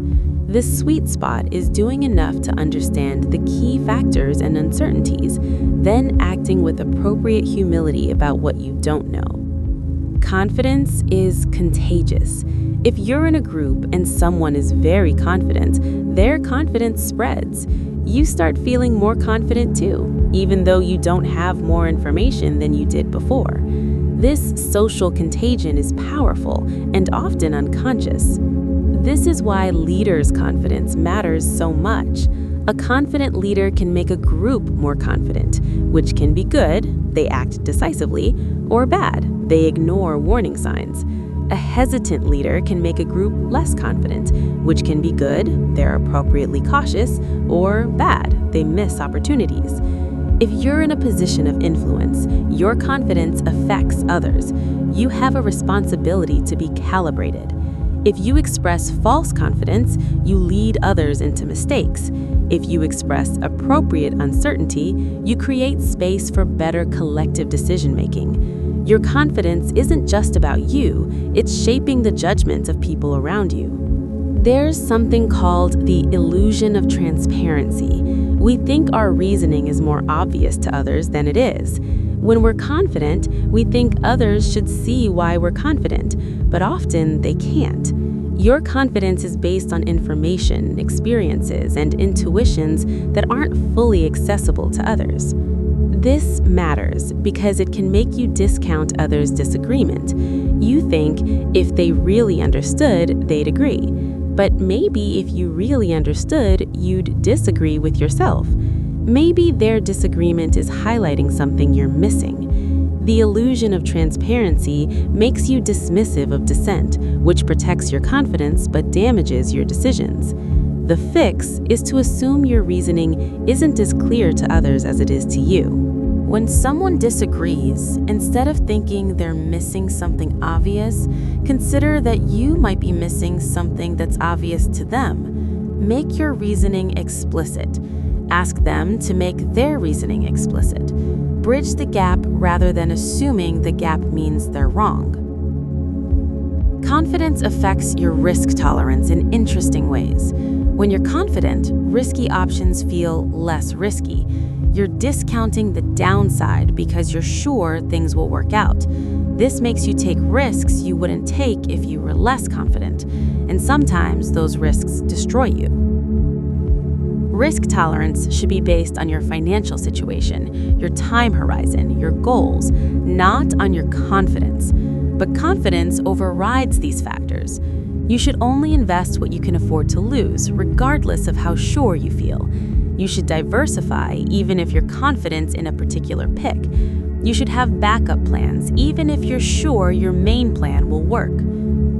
These disciplines protect you from your own confidence. They force you to act as if you might be wrong, even when you feel certain. That feels unnecessary in the moment. It feels like you're being overly cautious. But these safeguards are exactly what save you when your confidence was misplaced. There's a particular type of confidence that comes from past success at the wrong thing. Maybe you were successful in a bull market, so you're confident in your investing skills. But your success might have been just from market timing. Everything went up, so your picks went up. Your confidence is based on success that wasn't actually due to skill. Or maybe you succeeded in one business, so you're confident about business generally. But your success might have been in a particular niche at a particular time with particular circumstances. Those advantages don't transfer. Your confidence is based on success that was more specific than you realize. This is why understanding attribution is so important. When you succeed, you need to ask honestly, why did I succeed? Was it skill or luck? Was it general ability or specific circumstances? Was it my decisions or just favorable conditions?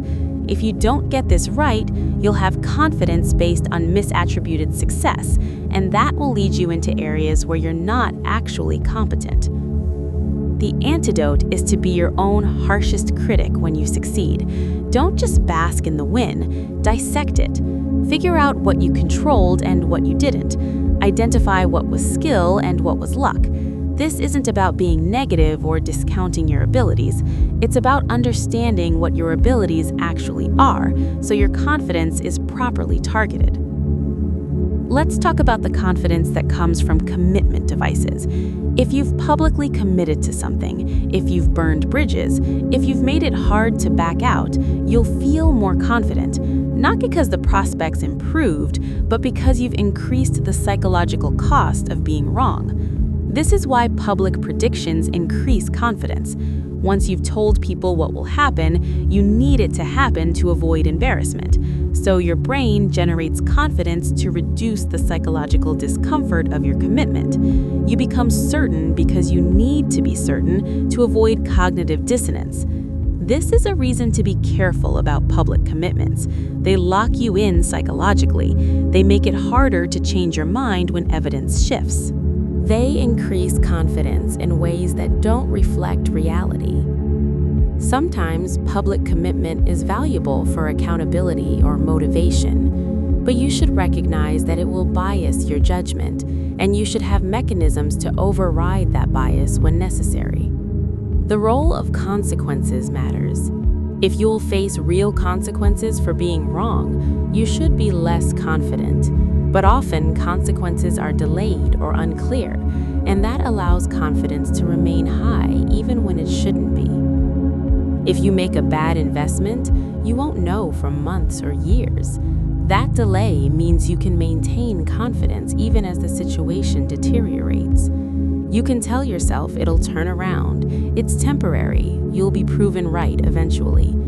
If consequences were immediate and clear, your confidence would adjust, but the lag allows false confidence to persist. This is why frequent feedback is valuable. If you're trading and you check results daily, you get rapid feedback on whether your confidence is justified. If you're investing for retirement and you check once a year, you can maintain false confidence for a long time before reality catches up. Neither approach is necessarily better. Long-term investing is often superior to active trading, but the feedback dynamics are different. There's also what psychologists call motivated perception. When we're confident in a belief, we literally perceive ambiguous evidence as supporting that belief. It's not that we're lying to ourselves, we genuinely see it that way. Our confidence shapes our perception, which reinforces our confidence. Say you're confident a company will do well. They announce earnings that beat expectations by a tiny amount. You perceive this as strong confirmation, but someone who's bearish on the company sees the same report and focuses on revenue growth slowing or margins compressing. Same data, different perceptions, driven by different priors and different levels of confidence in competing narratives. This means you can't trust your perception when you're confident. You need external reality checks, people who don't share your confidence, data you can't reinterpret, outcomes that are unambiguous. Without these, you're just perceiving what you expect to perceive, and your confidence grows unchecked. The endowment effect is related. Once you own something, you value it more than you did before you owned it. This creates confidence that owning it was the right choice. But the item didn't change, your perception changed because of ownership. This happens with investments constantly. You buy a stock and suddenly you're more bullish on it. Not because you learned anything new, because you own it now, and ownership creates attachment, and attachment creates confidence in the decision to own. You start defending the stock, looking for confirming evidence, dismissing concerns. The discipline is to evaluate your holdings as if you were considering buying them fresh today. If you wouldn't buy it now, you probably shouldn't hold it. But the endowment effect makes this discipline very hard because ownership has already shifted your confidence. Let's talk about age and experience. You might think older, more experienced people would be better calibrated. Sometimes they are. But sometimes experience just increases confidence without increasing accuracy. You've seen a lot, so you feel like you've seen it all. But every situation is unique, and past experience can mislead as easily as it can guide. Experienced people often fall prey to the bias that because they've navigated previous crises or markets or business cycles, they'll navigate the next one successfully. They're confident based on survival, but surviving doesn't mean you did it well. It might mean you were lucky. And even if you did it well, the next situation will be different in ways you can't foresee. Young people have the opposite problem, overconfidence from lack of experience. They haven't lived through disasters, so they don't believe they can happen. They've only known bull markets, or they've only known recovery, or they've only known success. This limited experience creates confidence that things will always be how they've been. Neither age nor youth guarantees calibration. What matters is whether you've learned the right lessons from experience and whether you've maintained appropriate humility about what you don't know. Confidence is also shaped by personality. Some people are dispositionally confident. They feel certain about things. They don't naturally doubt themselves. This can be a strength. They act decisively, they persevere, they don't get paralyzed by uncertainty. But it's also a vulnerability because their confidence isn't necessarily based on accuracy, it's just their temperament. If you're naturally confident, you need external checks. You need systems, advisors, rules that force you to question yourself even when you don't feel like questioning. You need to recognize that your gut feeling of certainty is not a reliable guide to being right, it's just your personality. If you're naturally uncertain, you have the opposite challenge. You might be right more often than confident people, but you might not act on your insights. You might hesitate when you should commit. You need to develop the ability to act under uncertainty, to make decisions even when you're not sure, because waiting for certainty often means missing the opportunity entirely. The media environment amplifies overconfidence in strange ways. Confident people get more attention. Uncertain, nuanced people are boring, so media selects for confidence. You're constantly exposed to people who are very sure about what will happen. This creates the impression that successful people are confident, which makes you think you should be confident too. But the confident people you see in media are a biased sample. You're not seeing all the confident people who were wrong and disappeared. You're seeing the survivors, which makes confidence look more justified than it is. You're also not seeing the successful but uncertain people who don't make good TV or viral content. Consuming media can therefore increase your confidence by normalizing certainty and making doubt look weak. If you're going to consume financial media, you need to recognize this bias and actively discount the confidence you see. The pundits who are most certain are not more likely to be right, they're just more likely to be on TV. Let's talk about the specific confidence patterns around market tops and bottoms. At tops, confidence is high because recent performance has been great. Everyone's making money. Everything's going up. This creates fluency, social validation, recency bias, success attribution, all the mechanisms we've discussed. People are maximally confident right at the peak. At bottoms, confidence is shattered because recent performance has been terrible. Everyone's losing money. Everything's going down. This creates the opposite dynamic: fluency in bearish narratives, social validation of pessimism, recency bias toward continued decline. People are minimally confident right at the trough.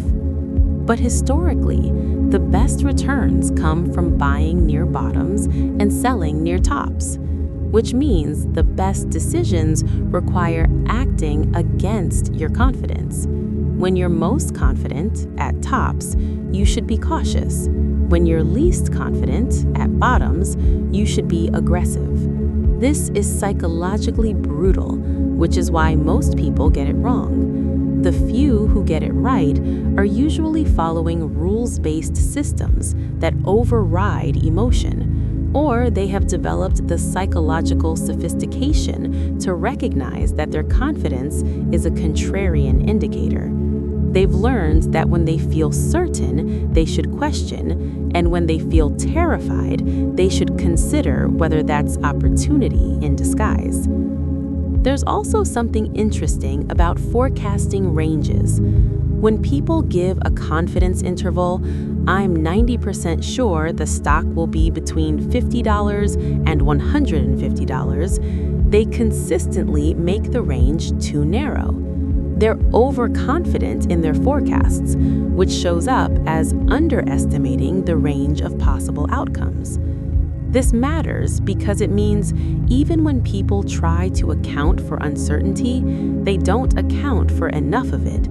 They acknowledge things could go wrong, but they don't acknowledge how wrong things could go. They're confident not just in their point estimate, but in their range estimate. And that confidence means they're unprepared for the tails, the extreme outcomes that happen more often than narrow confidence intervals suggest. If you're going to make forecasts, deliberately widen your ranges. Whatever confidence interval you naturally think of, expand it. If you think there's a 90% chance something is between X and Y, assume you're overconfident and expand the range to account for unknowns. This forces you to prepare for a wider range of outcomes, which makes you more resilient when things don't go as planned. The confidence that comes from simplification is particularly seductive. Complex reality is overwhelming, so we simplify. We reduce situations to a few key factors. We tell stories that make sense. This simplification feels like understanding, and understanding feels like a basis for confidence. But the map is not the territory. Your simplified model is not reality. Reality includes all the factors you ignored, all the interactions you didn't model, all the unknowns you can't account for. Your model might be useful. All models are simplified, but it's incomplete, and that incompleteness means your confidence should be tempered. The more complex the system, the more dangerous confident simplifications become. Economics, markets, businesses, human behavior, these are incredibly complex systems with emergent properties, non-linear interactions, feedback loops, and so on. Any simple model of these systems is missing a lot. Confidence based on simple models is usually misplaced. This doesn't mean you can't act. You have to act under uncertainty with simplified models. But you should act with humility about what your models don't capture. You should hedge. You should plan for surprises. You should remain flexible rather than committed to a specific scenario. There's a phenomenon in groups called confidence cascades. One person expresses confidence, others, not wanting to look uncertain or contradict the confident person, also express confidence. This cascade can create group certainty, even when individuals privately have doubts. This is particularly dangerous in investment clubs, business partnerships, family financial decisions, any context where group dynamics matter. The most confident person's judgment often becomes the group's judgment, not because they're right, but because others don't want to disrupt the consensus or look foolish. If you're in a group decision, actively work against this dynamic. Create space for dissent. Ask people to write down their independent views before discussion. Invite devil's advocates. Separate information gathering from decision making so that confident people don't dominate early and shape what information gets considered. Use the group's diversity to check individual overconfidence rather than letting confidence spread unchallenged. Stress testing your assumptions is one of the best ways to calibrate confidence. Take your thesis and ask, what would have to be true for this to be wrong? What am I assuming implicitly? What if those assumptions don't hold? If you're confident a stock will go up because earnings will grow, ask, what if earnings don't grow? What if they grow but the multiple contracts? What if macro conditions overwhelm company-specific factors? What if there's a scandal or regulatory change? The point isn't to list every possible risk. It's to recognize that your confidence rests on assumptions, and assumptions can be wrong. This exercise usually reveals that your confidence was narrower than you thought. You were confident about a specific scenario, but you hadn't considered alternative scenarios carefully. Doing so doesn't necessarily change your decision, but it should change your position size, your exit strategy, your backup plans. Let's talk about the confidence-competence loop. When you're confident, you act boldly. Sometimes that works, which makes you more confident. That increased confidence leads to bolder action, which sometimes works, which increases confidence further. This positive feedback can create a virtuous cycle where confidence and competence reinforce each other. But it can also create a vicious cycle. Confidence leads to bold action, which works due to luck, which increases confidence beyond skill level. That excessive confidence leads to even bolder action, which fails because it exceeded ability. Failure should reduce confidence, but often it doesn't initially because of sunk costs, narrative revision, external blame. So, confidence remains high even as competence proves inadequate, leading to continued mistakes. The key is to interrupt the cycle when confidence starts exceeding competence. This requires ruthless self-honesty about why things worked. Was it you or was it circumstances? Was it skill or was it luck? If you can't honestly answer, assume it was partly luck, and don't let your confidence run ahead of your demonstrated ability. There's also the timing aspect. Even if you're right about something eventually, if your timing is off, you can lose money and be proven wrong in the near term. This is particularly important for bearish views. You can be right that something is overvalued and still lose money for years if it keeps getting overvalued. This means confidence needs to be matched not just to your analysis, but to your ability to endure being early. If you're confident but early, you might run out of resources before you're proven right, or you might cave psychologically and exit right before the turning point. Confidence about direction isn't enough. You need confidence about timing, and timing is even harder than direction. The traders who survived betting against the housing bubble weren't just right. They were right with a time horizon that matched the market's insanity. They maintained their positions through years of losses because they had the resources and psychological fortitude to endure being early. Most people who were equally right about the analysis but didn't have that endurance lost money and looked foolish, even though their analysis was correct. This means your confidence needs to account for path dependency. Even if you'll be right eventually, what's the path to get there? Can you survive that path? If not, then your confidence about the destination doesn't matter. You won't make it. Let's talk about the relationship between confidence and learning. You'd think curious, learning-oriented people would be less overconfident, but sometimes the opposite is true. People who are constantly learning are constantly encountering new ideas. New ideas are exciting. They create fluency quickly because you're actively processing them. And that fluency can create confidence before real understanding develops. I see this with people who read a lot about investing. They're encountering frameworks, strategies, theories constantly. Each one seems compelling when they first learn it. They feel like they're developing sophisticated understanding, but they're actually ping-ponging between different frameworks without developing depth in any of them. The constant learning creates confidence in their own knowledge without the depth that would justify it. Real expertise comes from deep engagement with a domain over time, especially engagement that includes feedback on your mistakes. Breadth of learning can create the illusion of expertise without the reality. So learners need to be cautious about converting knowledge into confidence too quickly. Knowing about something isn't the same as understanding it deeply, and understanding it deeply isn't the same as being able to apply it successfully. There's also the problem of guru confidence. If you follow someone who's very confident, their confidence can transfer to you. You become confident in their views, even though they're not your views. You haven't done the analysis.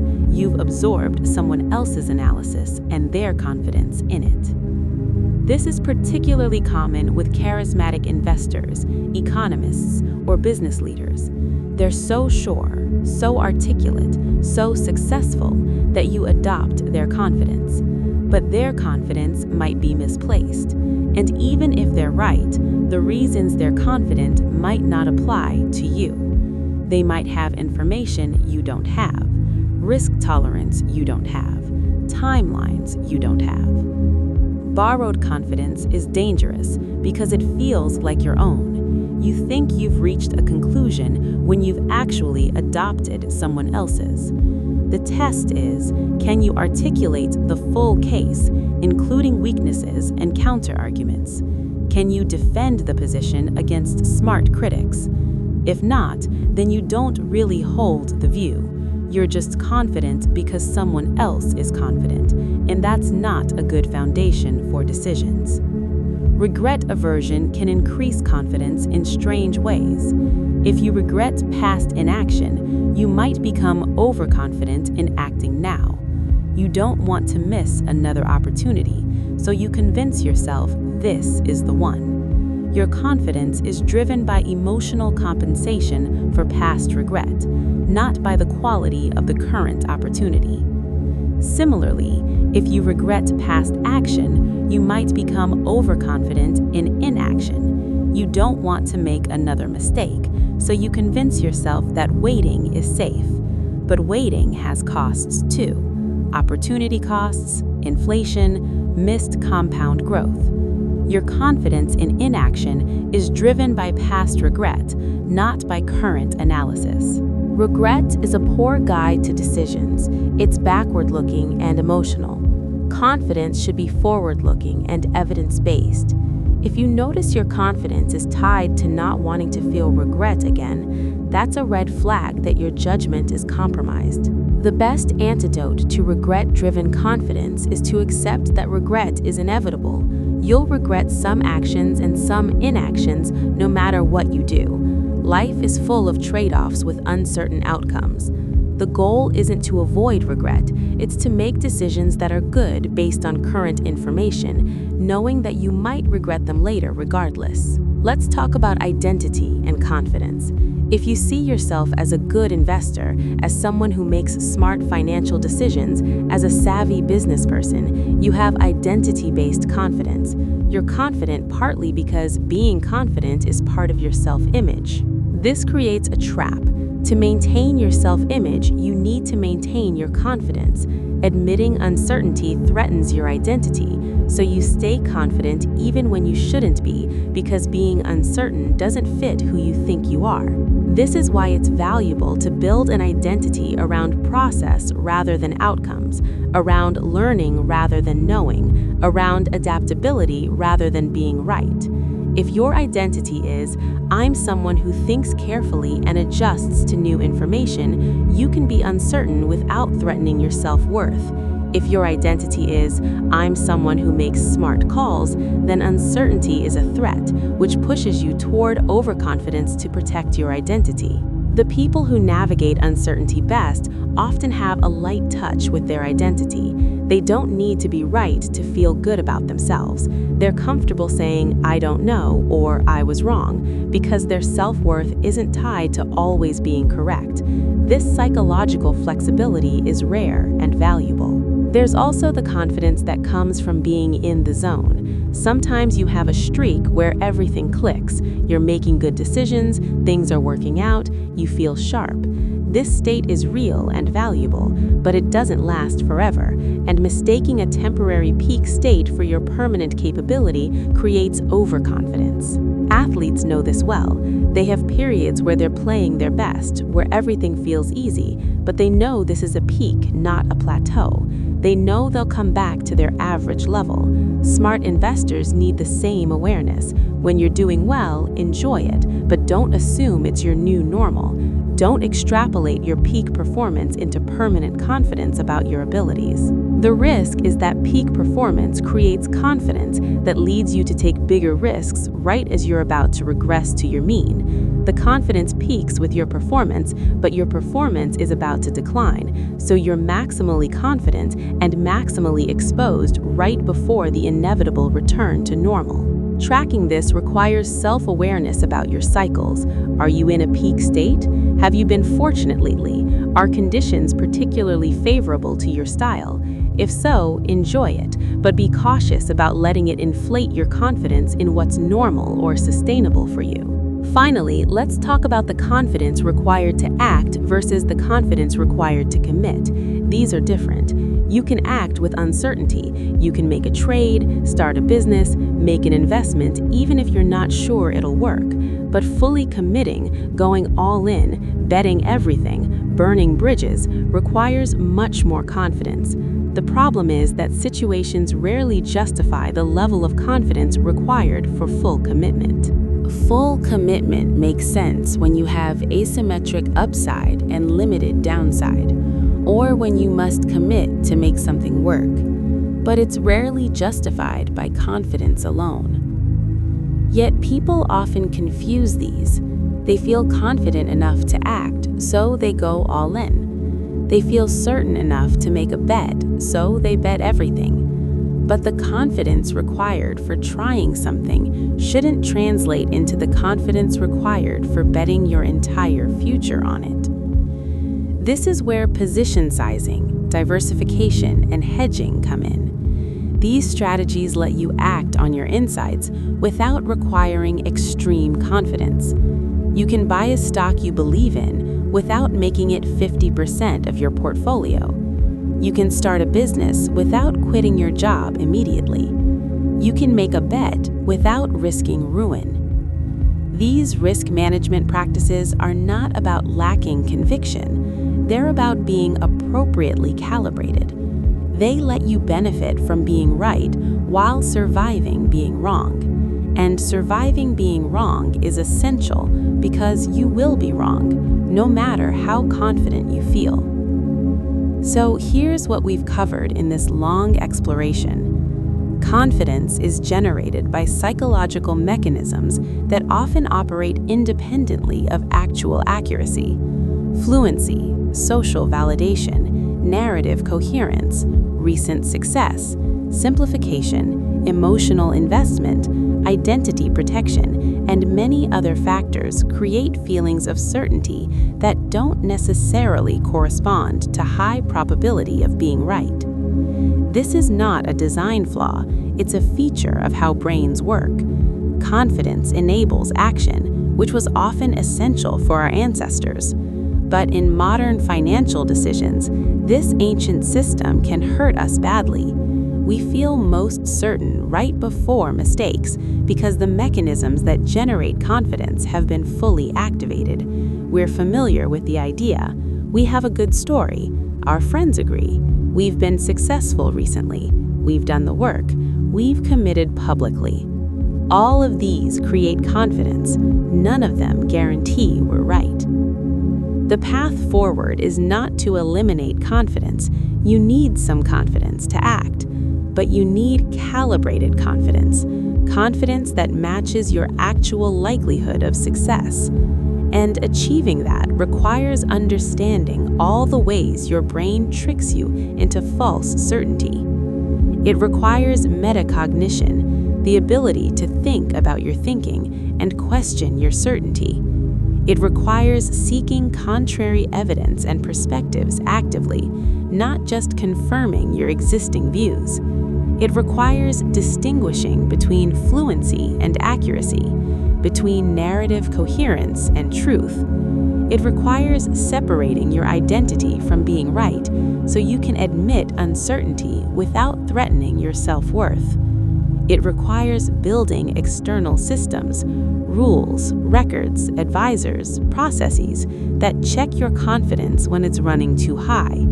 It requires position sizing that lets you survive being wrong. It requires pre-commitment to conditions that would make you change your mind, so you can't rationalize away contradictory evidence. Most of all, it requires humility. Not the false humility of saying, "I don't know anything," while secretly believing you do, but genuine humility about the limits of your knowledge, the uncertainty of the future, and the reality that even your most confident beliefs might be wrong. This humility doesn't mean paralysis. It doesn't mean you can't make decisions or take risks. It means you do so with appropriate caution, with awareness of what you don't know, with preparation for being wrong. It means sizing your bets to your actual edge, not to your feeling of confidence. The paradox is that this humility often leads to better outcomes. People who acknowledge uncertainty tend to prepare better, diversify more, remain flexible, and update their views when evidence changes. People who are overly confident tend to concentrate risk, ignore warnings, and stick with failing strategies too long. So when you notice yourself feeling very certain about an investment, a business decision, a career move, any significant financial choice, that's not a green light to go all in. It's a red light to stop and question. to ask where that certainty is coming from, to consider whether you're falling prey to the mechanisms we've discussed. Are you confident because the idea is fluent, because you've thought about it a lot? That's not the same as being right. Are you confident because everyone around you agrees? That's not validation. That might be groupthink. Are you confident because you've been successful recently? That might be luck, not skill. Are you confident because you have a compelling story? Stories can be wrong. Question your certainty. Embrace uncertainty where it exists. Act anyway, but with humility and preparation for surprises. That's the path to better decisions and, over time, to actual success that's more than just the lucky result of confident mistakes. The journey to better decision-making is not about becoming more confident. It's about becoming more accurate. And accuracy requires recognizing that your brain's confidence system is an unreliable guide, especially in complex domains like finance, where so many factors create the illusion of certainty right before mistakes. So be skeptical of your confidence. Question it. Test it.